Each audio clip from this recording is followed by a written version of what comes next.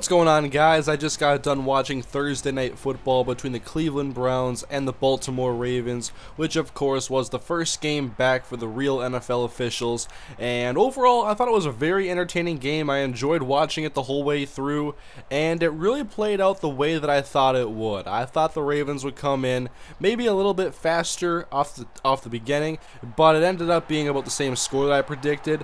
And Baltimore looked pretty impressive on offense once again, and Cleveland's defense, they have a very underrated defense. They don't always get a ton of credit, and I definitely think it hurts them not having their #1 cornerback, one of the better cornerbacks in the league, in Joe Hayden, who I believe comes back after this next game that they play. I think it was a 4-game suspension.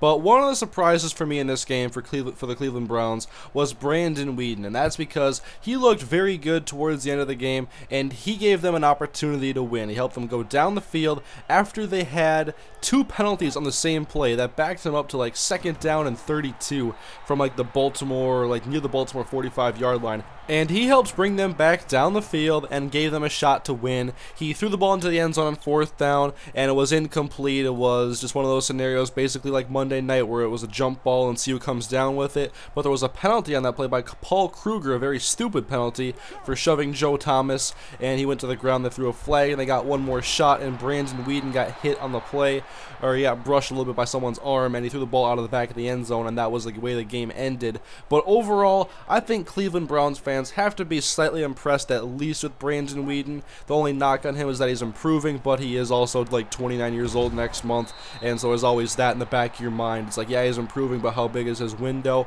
But let's forget about that. I think Brandon Weeden is looking pretty good right now, and if you consider the guys that he has around him, I think it's very impressive what he's been doing. Even though he completed less than 50% of his passes, he had an ugly pick 6. I mean, it was one that rookies throw a lot. It was a quick out route that got jumped by Kerry Williams, touchdown Ravens. It was one of his bigger mistakes of the night.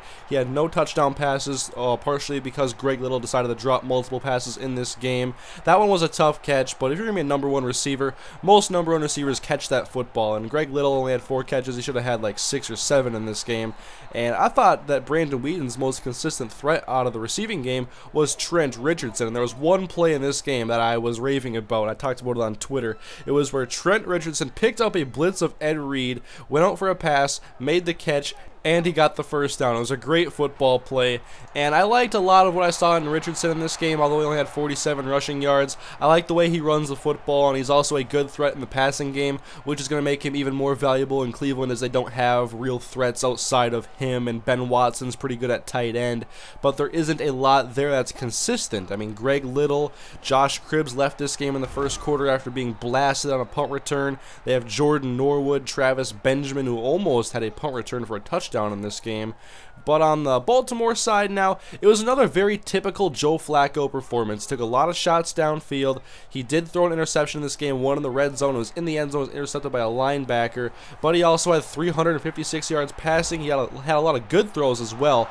I think the player of the game has to be, for the Baltimore Ravens on offense, is definitely Anquan Bolden, who made some terrific catches in this game.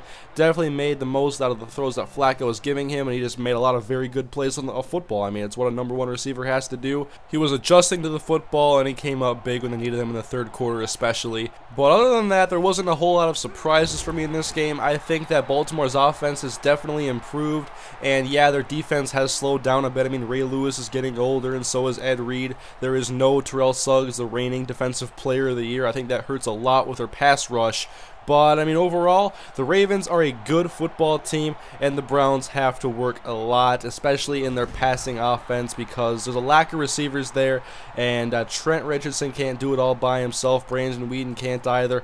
Brandon Weeden, though, throw 300 yards with this receiving core is impressive. I mean, no matter the circumstances, with this receiving core, it's pretty impressive for Weeden. So I'm liking what I see from him so far, minus that first game of the year. That one had to get out of the way, but since then he's looked much better, and I expect him to continually improve, and hopefully I can get some consistent threats around him. Maybe it'll take another year to get some real weapons for Brandon Weeden. He can truly blossom in his 2nd year. We'll have to see. It's going to be a lot of fun to watch him play longer. But basically what I predicted in this game was that it would be kind of tight, but the Browns wouldn't be able to keep up with the Ravens offense. I predicted a 23-13 victory for the Ravens, and it ended up being 23-16. After, for majority of the 4th quarter, it actually was 23-13. I did not want anybody to score so I could actually get a game right, and really bounce back by getting the score perfect, but I was very close, my closest prediction of the year, I'd have to say, and really nothing surprised me besides the play of Brandon Weeden was a little bit better than I expected, and I saw once Baltimore got that pick six, I'm like, alright, the pieces are falling in place here.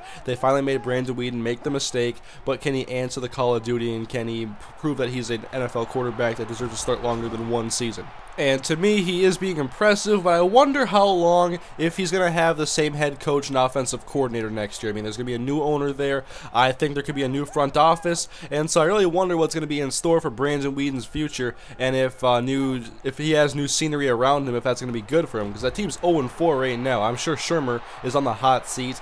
But we are only a quarter of the way through the season, still a lot of football left to go, a lot of speculation still to come, and so we'll continue to watch these teams going forward, but right now the Ravens are looking very good, and now they can rest up for their next game in Week 5, and I'm not sure who they play. I haven't checked the Week 5 schedules yet, but I had predicted a 23-13 victory. The Ravens won 23-16. I'm 1-0 on the week so far. Good start. My first Thursday night game I predicted correctly, and so yeah, that's basically it, guys, for the recap. Hope you guys enjoyed the video. If you did, please leave a like. Leave your thoughts on this game as well in the comment section. Thank you guys for watching. I'll see you guys later with my picks and predictions on Saturday probably, and I'll preview the Vikings versus the Detroit Lions. So thank you guys for watching. I'll see you guys next time.